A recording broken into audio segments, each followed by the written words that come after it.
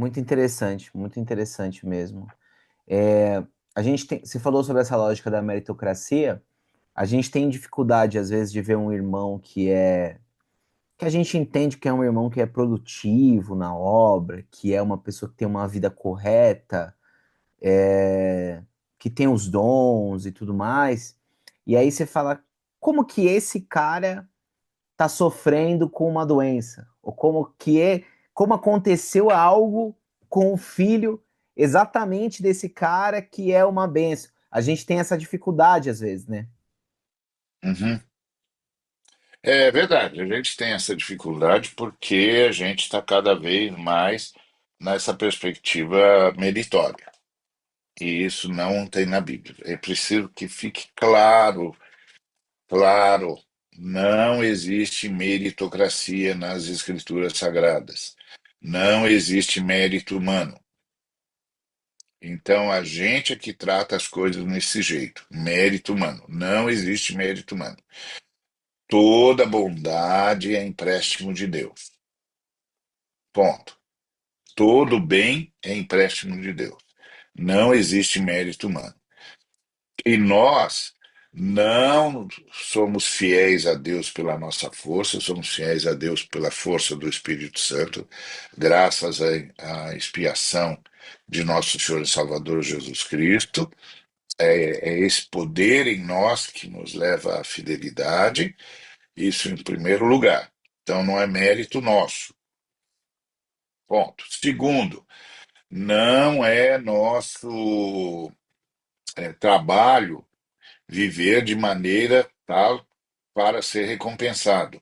Isso não existe. Nós vivemos para adorar ao Senhor, na sua beleza, na beleza da sua santidade, da sua exclusividade, da sua majestade, da sua inconfundibilidade. Não pode ser confundido com nada nem com ninguém.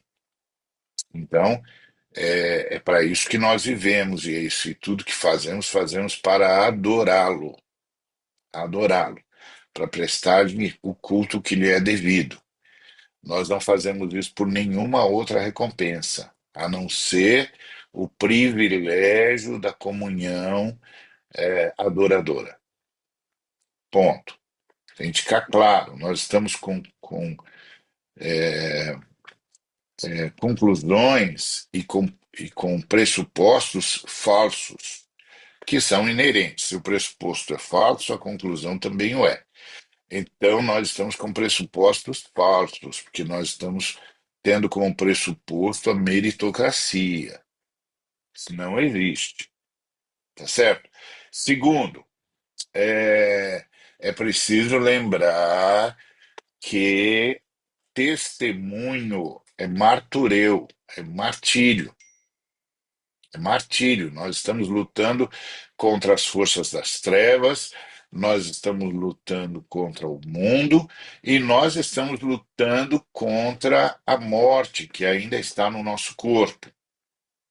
E essa morte faz com que o nosso corpo quase funcione como um autônomo, porque fica o tempo todo, as pulsões do corpo, os desejos do corpo, ficam o tempo todo desafiando o espírito, quando o corpo tem de se render ao espírito. Mas isso é a morte no nosso corpo. Por isso que nós fazemos jejuns, por isso que nós fazemos todo um trabalho de submeter o nosso corpo ao nosso espírito. As pessoas pensam que o jejum é para conseguir uma graça divina. Na verdade, o jejum é para submeter o nosso corpo ao nosso espírito. Nosso espírito ressuscitou e o nosso corpo não está adequado agora à ressurreição do nosso espírito. Então, nós fazemos todo um trabalho de sujeitar o nosso corpo ao nosso espírito. E isso, obviamente, nos auxilia na nossa vida de oração, mas não dá maior ou menor ou pior qualidade à nossa vida de oração.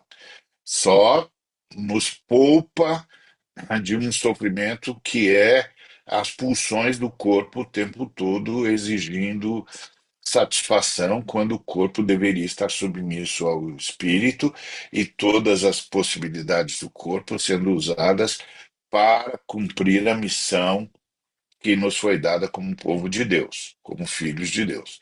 Então, tem uma série de equívocos que nós estamos vivendo modernamente ou diariamente que são complicados quando a gente chega na questão da oração. Então, isso em primeiro lugar. Então, não é mérito, e é assim, ah, nós estamos certos de que nessa batalha contra as trevas, nessa batalha contra a rebelião satânica, nessa batalha contra o sistema que jaz, que está morto, manipulado pelo maligno, e nessa batalha contra a morte no nosso corpo, nós estamos certos de que nessa batalha nós vamos ter refregas sempre, mas o importante é que nós vamos dar testemunho de Deus. Vamos dar testemunho da gloriosa salvação que há na Trindade por meio de nosso Senhor Jesus Cristo, para a glória da Trindade por meio do Pai, pelo poder do Espírito Santo. Nós vamos dar testemunho disso. No enfrentamento, é o nosso testemunho, nosso marturéu, nosso martírio, nosso enfrentamento ao mal. Então a gente tem de lembrar sempre isso, que nós estamos enfrentando o mal. E é uma luta intensa e sem tréguas. Então, isso precisa ficar claro, porque às vezes a gente tem a impressão de que ser salvo é ganhar a possibilidade de ser feliz no inferno. Não existe. Isso não existe. Não existe felicidade nesse ambiente marcado pelo inferno. O que existe é bem-aventurança. Bem-aventurança não é a felicidade idílica, é a consciência de que está fazendo o que tem de ser feito, que é o que nos qualifica para sermos contados entre os profetas. Porque é isso que a Bíblia chama de galardão. O que a Bíblia chama de galardão não é um montão de presente no céu. Que a Bíblia chama de galardão, é ter o privilégio de ser contado entre os profetas. Como o Senhor disse, assim foi com os profetas antes de vós. Grande é o vosso galardão, porque assim perseguiram os profetas que foram antes de vós. Então, galardão é ser contado entre os profetas. Então, todos nós somos desafiados a viver uma vida que nos leve a ser contados entre os profetas, entre aqueles e aquelas com quem Deus pôde contar na história para o enfrentamento do mal, para o anúncio da vida e da que é em Cristo Jesus, para espargir a luz e fazer as trevas recuarem. É essa a ideia. Quando a gente perde essa ideia, aí fica essa loucura aí de pensar que a pessoa não foi privilegiada apesar de ter sido fiel. Não, não, de jeito nenhum. Quanto mais, quanto mais a pessoa anda na presença do Senhor, mais ela vai enfrentar o mal, mais ela vai enfrentar Satanás, mais ela vai enfrentar as hostes das trevas, mais ela vai fazer as trevas recuarem. E mais ela vai ser contada entre os profetas. Isso significa que ela vai passar situações semelhantes às dos profetas também, porque os profetas levaram o seu marturéu, o seu martírio, às últimas consequências. Porque quando o Senhor Jesus disse que nós seríamos testemunhas dele, ele estava abrindo um leque. Primeiro, o leque, a primeira pá do leque é vamos viver uma vida semelhante a dele. Vamos ter o fruto do Espírito Santo sendo manifesto em nós como se manifestou nele. vai ficar claro para todo mundo que a gente é de Cristo, que Cristo está em nós por meio do Espírito Santo, que a gente vai falar como ele fala, vai viver como ele vive, vai ver como ele vê, vai abençoar como ele abençoava, vai cuidar das pessoas como ele cuidava das pessoas, vai buscar unidade com as pessoas como ele buscava unidade com as pessoas. Então é o primeiro leque, ou primeira pá do leque, sereis minhas testemunhas. Depois nós vamos falar dele o tempo todo, vamos falar sobre ele o tempo todo. Vamos anunciá-lo o tempo todo, com as nossas palavras e com os nossos atos. O tempo todo. Nós vamos anunciá-lo com as nossas palavras, nós vamos falar de quem ele é, o que ele fez, onde ele está agora, sua glória, etc. A outra pá do leque é que nós vamos viver em boas obras para que o mundo veja o nosso Pai, glorifique o nosso Pai que está nos céus. Nós vamos abençoar o mundo, nós vamos abençoar as pessoas, nós vamos abençoar as cidades, nós vamos trabalhar pelo bem de todo mundo, etc. As pessoas vão ficar impressionadas com a bondade do Pai. Essa é a outra pá desse leque. A outra pá desse leque é que nós vamos enfrentar a injustiça, vamos enfrentar a maldade. Como Martin Luther King fez, por exemplo, nós vamos enfrentar, nós, de forma não violenta sempre, mas nós vamos enfrentar, nós vamos dizer que está errado, nós vamos tomar partido dos oprimidos, dos angustiados, dos desesperados, dos famintos, nós vamos admoestar, nós vamos ser instrumentos do Espírito Santo para convencer o mundo do pecado, da justiça e do juízo. E a quinta pá desse leque é que, se necessário for, nós vamos morrer por isso. Isso é ser minhas testemunhas. Isso é martírio. São as cinco pás desse leque. Então, quando a gente tem essa compreensão, a gente sabe o que está fazendo na Terra. Agora, nós contamos, primeiro, com a comunidade. A fé cristã é uma fé comunitária. E isso é uma coisa que está desaparecendo porque nós estamos sendo convertidos em indivíduos. E indivíduo é uma categoria que as escrituras sagradas não reconhecem. Não é a ideia não é indivíduo, porque o indivíduo é alguém que tudo começa e termina nele. A ideia é pessoa. E a ideia da pessoa é que a pessoa desemboca, nasce e desemboca na comunidade. Vida cristã é comunitária. A gente ainda está vivendo essa vida comunitária, onde há consolo, onde há palavra de sabedoria, onde há é, a partilha, onde quem tem ajuda quem não tem, onde há partilha, onde há intercessão, onde há socorro. Então, primeira coisa, vida cristã é uma pessoalidade que desemboca, que nasce e desemboca na comunidade.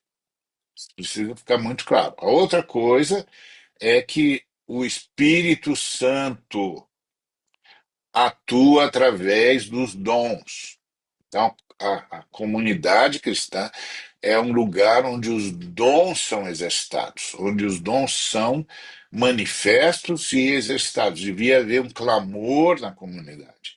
Na nossa comunidade, nós temos um clamor constante ao Espírito Santo para que, em nome de nosso Senhor Jesus Cristo, para a glória do Pai, para a glória da Trindade que é dirigida ao Pai, seja manifesta. Então, que Ele nos providencie os melhores dons, que Ele nos dê os dons que nós necessitamos para que o nome do Senhor seja reconhecido, a glória do Senhor seja reconhecida e o Senhor seja honrado. Então, isso é extremamente importante. E as pessoas voltarem, saírem da reunião repletos da presença do Espírito Santo, curados quando o que glorificar a Deus for a cura, mas principalmente emocionalmente curados, familiarmente curados. Então, essa é a ideia. A, a, então, a ideia de que é na comunidade que isso aparece. Deve-se buscar os dons. É a comunidade que ora, Senhor Espírito Santo, em nome do Senhor Jesus, derrama-te novamente. Porque o batismo com o Espírito Santo é único, é o novo nascimento. Nasceu de novo, recebei o Espírito, João 20. O Senhor sopra, nasceu de novo. Foi recriado, foi mudado de matriz. Agora não pertence mais à matriz do primeiro Adão, agora pertence à matriz do último Adão, que é Jesus Cristo. Então é isso que é nascer de novo, é mudar de matriz humana. Então, mudou de matriz humana. Pelo poder do Espírito Santo, vem junto com a fé. É uma bênção divina, não é? Não por obras para que ninguém se glorie. É dom de Deus, é um presente de Deus. Então, isso é o batismo com o Espírito Santo. Agora tem o derramar do Espírito Santo, que é o Pentecostes. O Pentecostes, ele tem de acontecer várias vezes, como aconteceu, como aconteceu no dia da colheita, que nós chamamos de o dia do Pentecostes, como aconteceu na casa de Cornélio, que o apóstolo Pedro testificou, como aconteceu em outros lugares, por exemplo, quando Paulo encontrou as pessoas que não sabiam do Espírito, do batismo do Espírito Santo, não sabiam do derramamento do Espírito Santo, conheciam o batismo de João, mas não conheciam a conversão, que é o batismo com o Espírito Santo, e não conheciam o derramar do Espírito Santo, que é o que dá as condições missiológicas para a igreja. Quando o Espírito Santo se derrama, as condições missiológicas são dadas à igreja. Então, porque os dons são missiológicos, são para a igreja cumprir a sua missão. Então, isso tem de ser clamado constantemente, constantemente.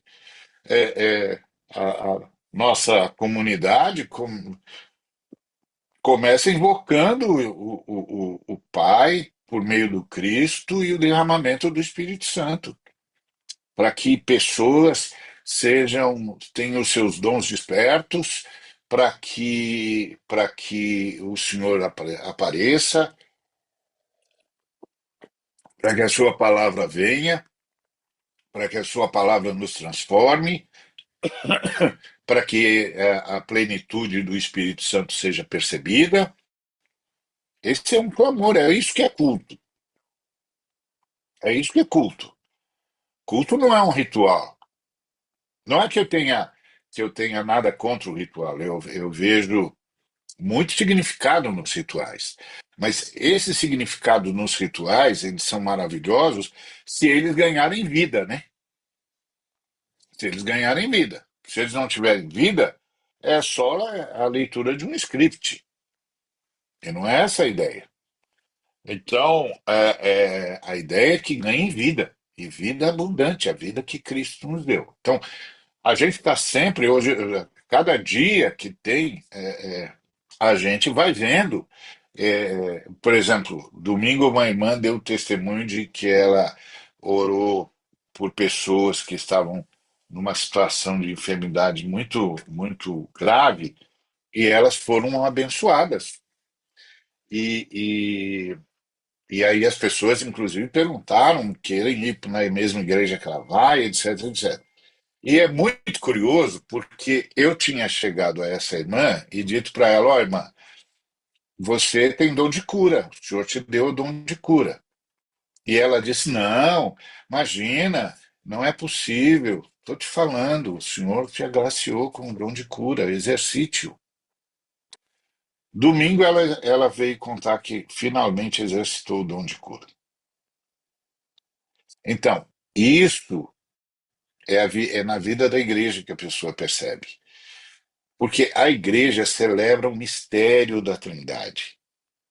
Não pode pensar a igreja como uma coisa científica, cerebral. É racional, mas não é, não é mecânica. E as pessoas pensam que racionalidade e fé são coisas diferentes. Não é verdade, porque a fé só é dada a seres racionais. A fé intensifica a razoabilidade, intensifica a racionalidade, amplia os vetores, amplia os pressupostos. Então, a fé só é dada a seres racionais. Para além disso, nós somos seres espirituais. Quando a gente está em culto, a gente está celebrando a nossa unidade com a Trindade. E o mistério da Trindade aparece entre nós, se manifesta entre nós. E à medida que isso vai acontecendo, dons vão sendo revelados, o Espírito vai se derramando.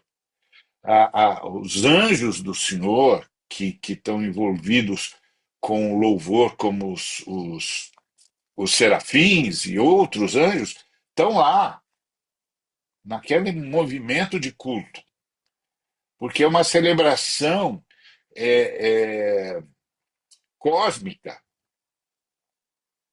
Cósmica envolve a ideia de Isaías. No ano da morte do rei Uzias, eu vi o Senhor. Eu vi o Senhor assentado sobre um alto e sublime trono. Serafins voavam em torno dele. Cada um tinha 6 asas, com duas cobriam o rosto, com duas voavam, com duas cobriam os pés, e clamavam uns para os outros: Santo, Santo, Santo é o Senhor dos Exércitos.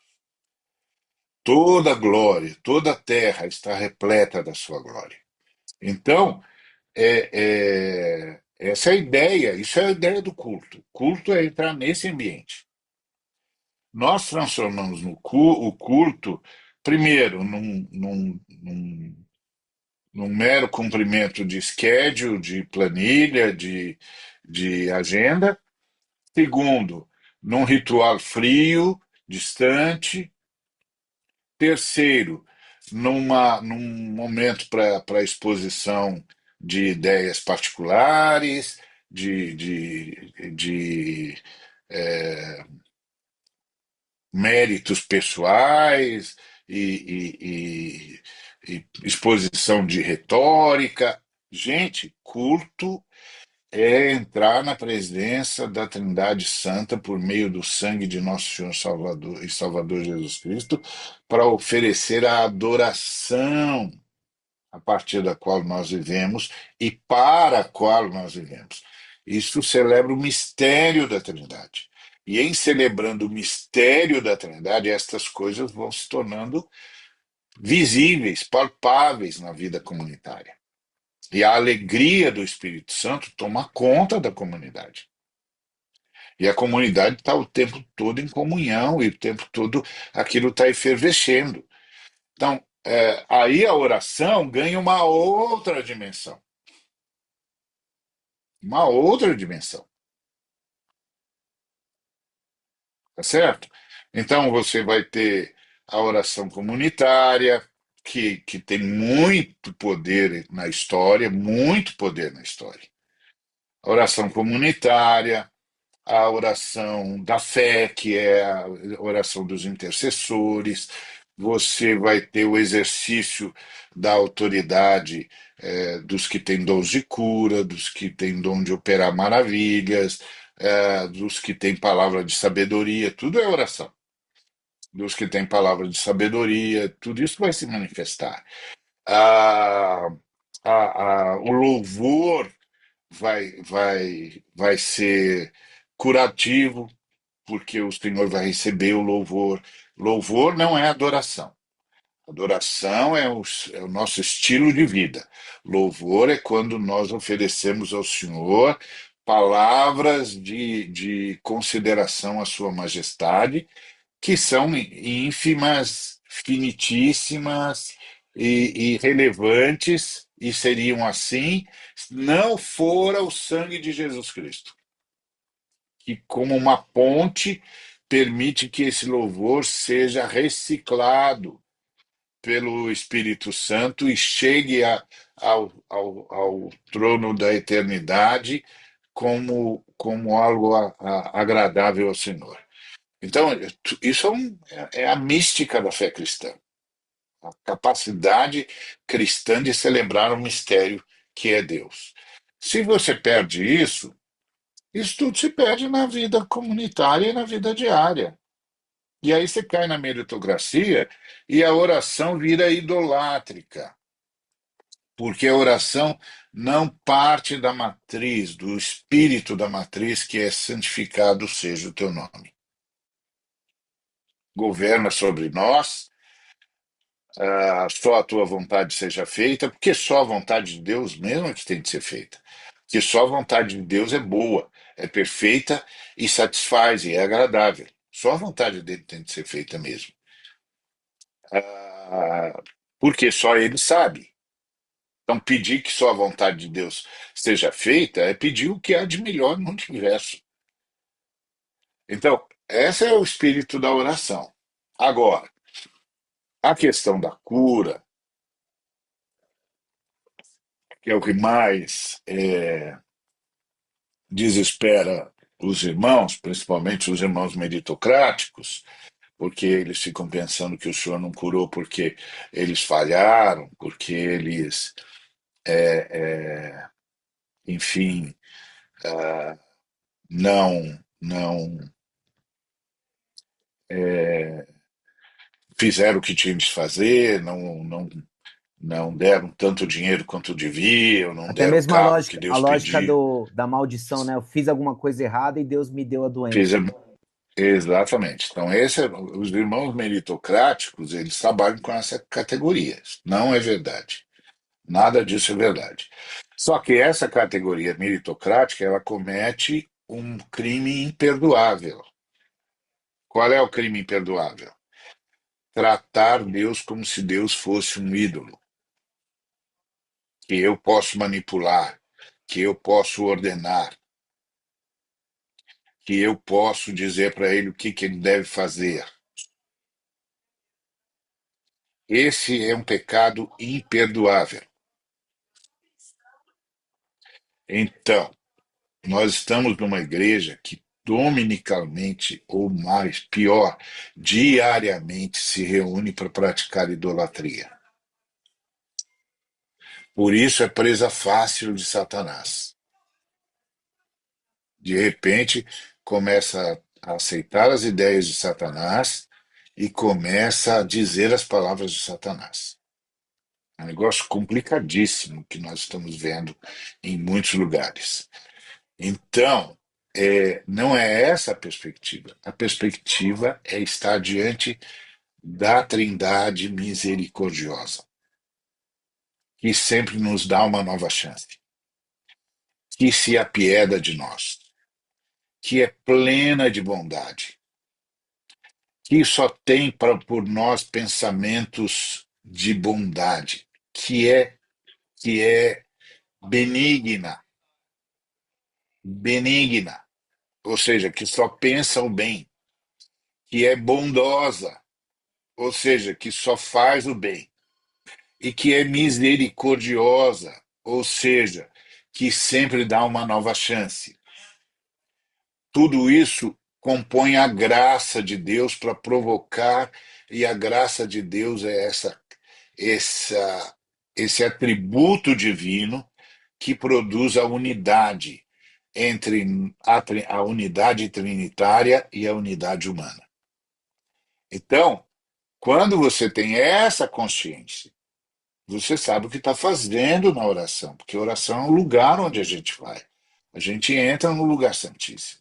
Eu vejo que A gente pode ir agora. Então, o ponto básico é quando a gente vai orar por pessoas enfermas, primeiro que a gente clama dentro desse ambiente. Segundo, que os nossos irmãos que têm dons de cura são acionados. É, porque nós sabemos que a cura é uma possibilidade. É uma possibilidade. Muitas vezes, eu mesmo, a pessoa chega para mim e diz: eu estou assim, estou assado. Eu imediatamente imponho as mãos sobre a pessoa e ministro a cura que há nas pisaduras de Cristo Jesus. E quando eu termino de orar, eu digo: então, melhorou? E a maioria das vezes a pessoa diz: já melhorou, não tenho mais nada, já não estou sentindo. Ótimo, então vai, descansa. Por quê? Porque pelas pisaduras de Cristo nós somos sarados. Isaías 53. Então você diz, em nome de Jesus Cristo, você receba a ministração da cura que há nas pisaduras de nosso Senhor e Salvador Jesus Cristo. Que seja repreendida essa enfermidade agora. Quando E o não Senhor acontece, quando opera. não acontece é mistério. Nunca houve um caso em que não aconteceu. Quando eu entendo que o Senhor me disse para fazer, nunca vi não acontecer. Agora, então essa é uma experiência que eu não tenho. Agora, quando o que acontece, e eu quase não faço isso. Vamos deixar claro